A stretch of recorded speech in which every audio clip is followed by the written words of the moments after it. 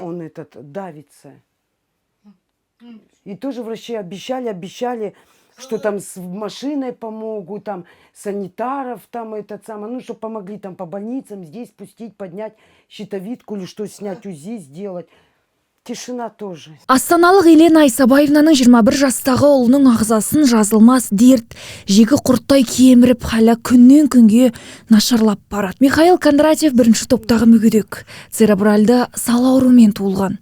Жығылғанға жұдырықта 2010 жылы бассейнде құлап, ауыр жарақаттан дертіне эпилепсия мен мидың қатерлі ісігі қосылыпты. Бүгінде өздігінен жүріп тұра алмайды, жүргекпен жатады. Төсекке танылған Михаилдың бар уақыты теледидарға телмірумен өтіп жатыр. Денесі арықтап кеткен 45 келі ғана. Елена үй ішінде баланы қол арбамен алып жүру мүмкін еместігін айтып, көтеріп жүруге мәжбүр екенін жеткізді. У меня инвалид сын.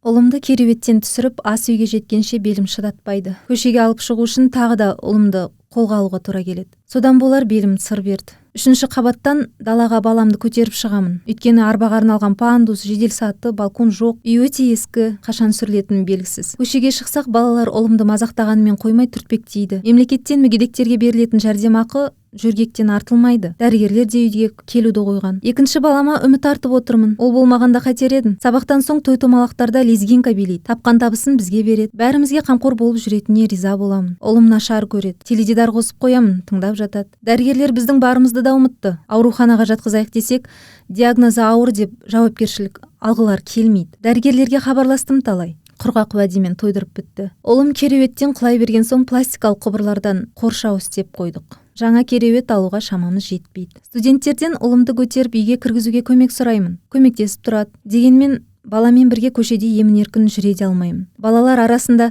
мүгедектер отбасы деп мазақтайтындар да бар. Еленаның бірге тұратын әпкесінде де мүгедектік бар. Мидың дамуы тежелген, әрі көзі дұрыс көрмейді. Күйеу болса эпилепсия мен энцефалопатияға шалдыққан. Соған қарамастан қара жұмыс десе де отбасын асырап жүргенін айтады. Михаилдан бөлек 11-ші сыныпта оқитын ұлдар бар. 40 шаршы метрлі ескі үйде 5 адам тұрып жатыр. Михаилдың атына үй кезегіне тұрған екен.